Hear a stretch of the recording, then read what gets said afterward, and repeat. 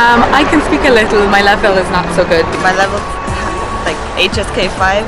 Well, just a little. A few words like ni hao and cao shang hao. We've been here for 3 weeks and we can only say ni hao Yo, xie xie. and xie xie. No, I don't speak Chinese, so the level would be 0.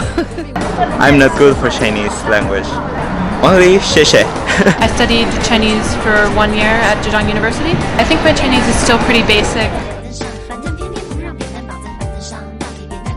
Yeah, definitely. I live in Edinburgh. There's a lot of students studying Mandarin at the university there. Yes, I do believe that more and more foreigners are learning Chinese, and a lot of my colleagues are starting their lessons now. Yes, in Mexico, more foreigners. Now we speak Chinese because it's a new language for the world. My sister is learning Chinese now because she is working now in a company that needs Chinese. Not that I'm aware of. However, being from Canada, it would probably be a good idea because I think there's a lot more Chinese people there than we realize.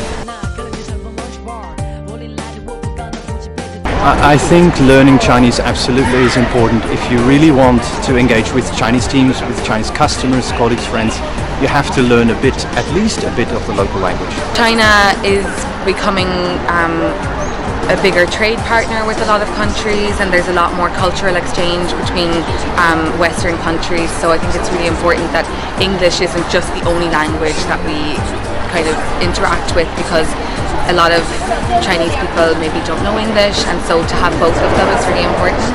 Learning any language as a second language is important for anybody. It just gives you more advantage no matter where you go. Like for me, if I could speak Chinese, I would be doing much better here in China. I think there's kind of a whole world of arts and culture in China that you can experience if you speak Chinese.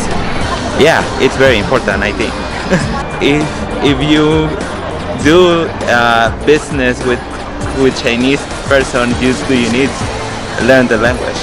I think it's getting more and more important to learn Chinese and also maybe to do some business and to work, and for many reasons. I think it's writing because the characters is really different like other language. The tones. Yeah, the tones. The tones. Tones and writing is hard, of course. I think it's very difficult in all aspects for us.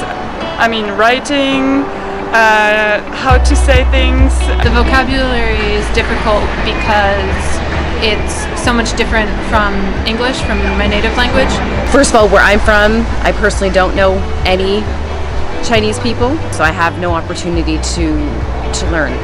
First is that the Chinese language, of course, it's fundamentally different from European languages or US languages, but also the logic, the way of thinking is very, very different, which at the same time is the reason why it is so important, because by learning the language, you will learn a bit of the culture and the way of thinking in China.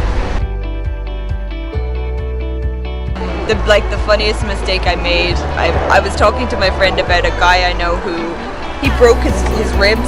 I was trying to tell my Chinese friend, he broke his ribs, and the only word I knew for ribs was like the ribs that you eat. You say pai gu.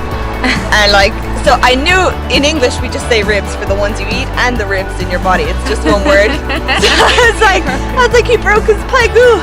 She's like, no. She starts laughing. She's like, legu, legu.